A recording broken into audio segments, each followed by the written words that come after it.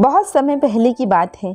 रामनगर में नंदिनी और राहुल दोनों भाई बहन अपनी सौतेली माँ सुलेखा और सौतेली बहन मोना के साथ रहते थे। नंदिनी दिखने में बहुत खूबसूरत थी, वहीं उसकी सौतेली बहन मोना ना ही दिखने में खूबसूरत थी और ना ही उसका व्यवहार अच्छा था। सुलेखा और मोना नंदिनी और राहुल पर बहुत अत्याचार करते। वे उनसे घर का सारा काम कराते और उन्हें बहुत परेशान करते।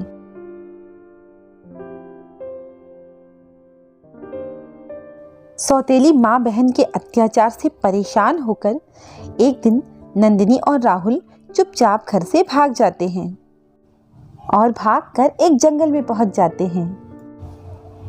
सुलेखा को जब इस बात का पता चलता है तो वो अपने जादुई कटोरे में देखती है कि वो दोनों कहाँ हैं। तभी उसे दोनों एक जंगल में सोए हुए दिखाई देते हैं। वो मन ही मन खुश होती है और कहती है, चलो अच्छा ही हुआ बला टली, दोनों खुद ब खुद जंगल में पहुंच गए और अब वो जंगली जानवर का शिकार होंगे। चल मेरी जादू दिखा कमाल, अगर ये दोनों किसी भी नदी से पानी पिए तो ये दोनों जानवर में बदल जाएं। इधर दोनों भाई बहन की जब नींद खुलती है तो वो अपने आप को एक जंगल में पाते हैं।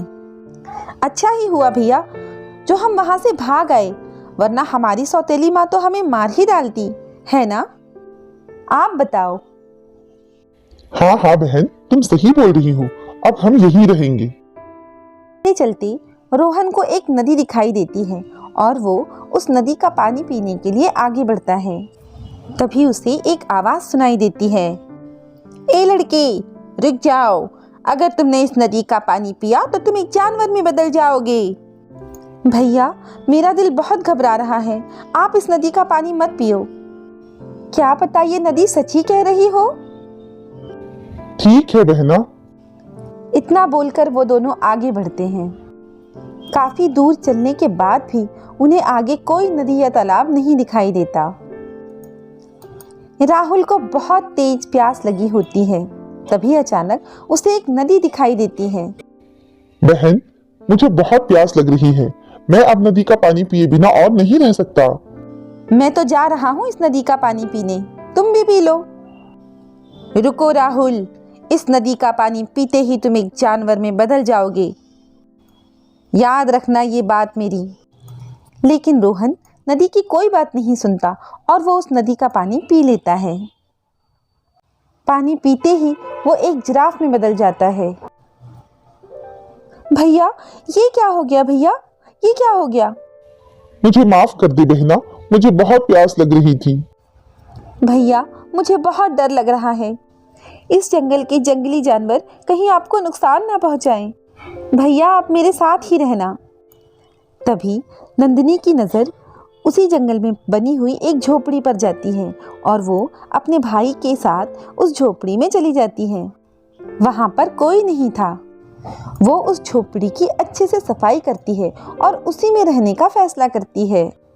भैया आप यहीं रुको, मैं आपके लिए जंगल से कुछ फल और घास लेके आती हूँ, आप यहीं मेरा इंतज़ार करो, मैं थोड़ी ही देर में वापस आती हूँ। रूपा जंगल से फल तोड़ रही थी, तभी वहाँ से राजकुमार हर्षित जा रहा होता है।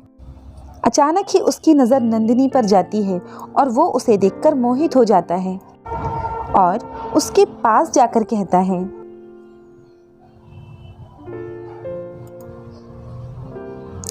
हे सुंदरी तुम कौन हो और इस घने जंगल में अकेली क्या कर रही हो? फिर नंदिनी राजकुमार हर्षित को सारी घटना बता देती है। ये सब सुनकर राजकुमार हर्षित को उस पर दया आ जाती है और वो कहता है, नंदिनी तुम किसी स्वर्ग की अप्सरा की तरह बहुत खूबसूरत हो, तुम्हारा इस जंगल में रहना ठीक नहीं है। आप कहना क्या चाहते हैं राजकुमार? यही कि मुझे तुमसे प्रेम हो गया है, क्या तुम मुझसे विवाह करोगी? ठीक है, पास ही मेरी झोपड़ी है, आप वहां चलें, मैं अपने भैया से पूछकर आपको बताती हूँ, चलिए मेरे साथ।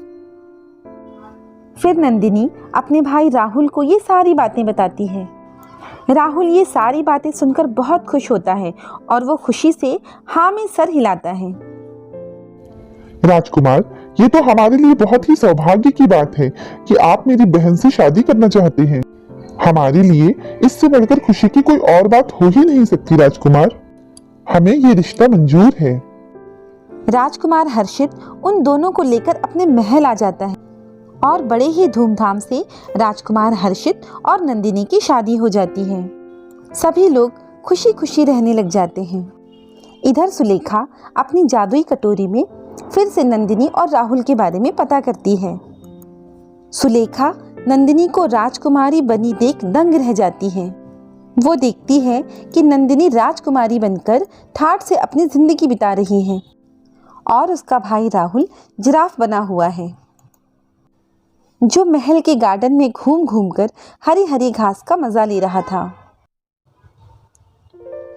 ये क्या, ये नंदिनी तो राजकुमारी बन गई है।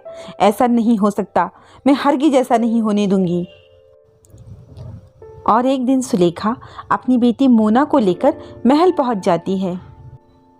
वहां पहुंचकर अपने जादू से वो नंदिनी को बेहोश कर देती है और अपने जादू से अपनी बेटी मोना को नंदिनी बना देती है और फिर उससे कहती है, मोना, अब तुम्हें नंदिनी की जगह इस महल में राजकुमारी बनकर रहना है। इतना कहकर सुलेखा नंदिनी को लेकर वापस उसी जंगल में छोड़ आती है। सुबह होने पर जब राहुल अपनी बहन के कमरे में आता है, बहना, तुम उठ गई? अरे अरे, ये जिराफ इस महल में कहां से आ गया? चल जा यहाँ से, भाग यहाँ से। आखिर नंदिनी को हुआ क्या है? वो मुझे पहचान क्यों नहीं रही? राहुल दुखी होकर बाहर चला जाता है, लेकिन उसका मन नहीं मानता। वो फिर से दोबारा अपनी बहन के कमरे में जाता है।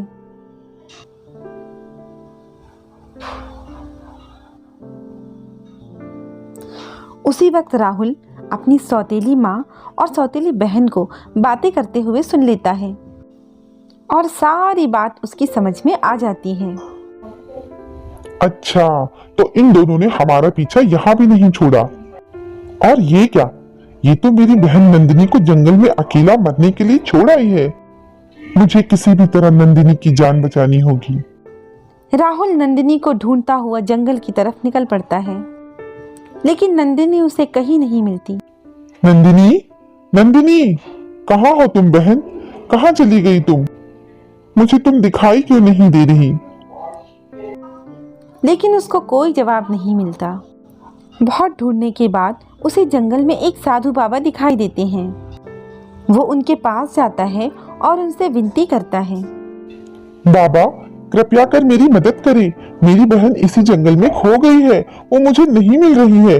कृपया मेरी मदद करें। मुझे पता है बेटा कि तुम्हारी बहन कहाँ है, और मैं ये भी जानता हूँ कि तुम्हारी इस हालत की जिम्मेदार तुम्हारी सौतेली माँ है। बाबा, आप सब जानते हैं। कृपया करके मुझे कोई उपाय भी बताइए। यहाँ से दक्षिण की ओर चले जाओ, तुम्हारी बहन वहीं मिलेगी तुम्हें। और हाँ, ये लेते जाओ, ये जादुई नदी का पानी है। इसे तुम अपनी माँ के ऊपर छिड़क देना, जिससे उसकी काली शक्तियाँ हमेशा के लिए खत्म हो जाएंगी। आपका बहुत बहुत धन्यवाद बाबा। राहुल बाबा से विदा लेकर अपनी बहन नंदिनी के पास पहुंच जाता है। नंदिनी, मेरी बहन, मैं आ गया हूँ। तू किसी प्रकार की चिंता मत कर, मैं सब कुछ ठीक कर दूंगा। फिर दोनों भाई बहन मिलकर वहां से अपने महल वापस आते हैं। महल में आकर वो सारी बातें राजकुमार हर्षित को बता देता है। राजकुमार हर्षित नंदिनी को देखते ही पहचान लेता है। अच्छा, तो मामला ऐसा है। तभी तो मैं सोचूं कि अचानक से नंदिनी का व्यवहार इतना कैसे बदल गया। मैं इन माँ बेटी को सबक सिखाकर ही छोड़ूंगा। इतना कहकर राजकुमार हर्षित अपने सारे सैनिकों को बुला लेता है। उन बहरूपिया माँ बेटी को मेरे सामने पेश किया जाए। कुछ ही देर बाद सैनिक उन माँ बेटी को राजकुमार के पास पेश करते हैं। सुलेखा नंदिनी को राजकुमार के साथ देख समझ जाती है कि राजकुमार सब कुछ जान चुका है। तुम क्या मुझे सजा दोगे? सजा तो मैं तुम लोगों को दूंगी। इतना ही बोलकर सुलेखा जैसे ही अपना जादू करने वाली होती है, उसी समय नंदिनी साधु द्वारा दिया गया जल उस पर तुरंत ही छिड़क देती है। नंदिनी के जल छिड़कते ही उसका सारा जादू खत्म हो जाता है और सुलेखा कुछ नहीं कर पाती। जैसे ही सुलेखा का जादू खत्म होता है, राहुल अपने वास्तविक रूप में वापस आ जाता है। उसके बाद राजकुमार हर्षित उन दोनों को जेल में बंद करने का हुक्म देता है और इस तरह उन दोनों माँ बेटी को अपने किए की सजा मिल जाती है और इस तरह सभी खुशी खुशी रहने लग जाते हैं। तो दोस्तों, कैसी लगी आपको हमारी कहानी? अगर आपको हमारी कहानी पसंद आई हो तो लाइक, शेयर और सब्सक्राइब करना ना भूलें।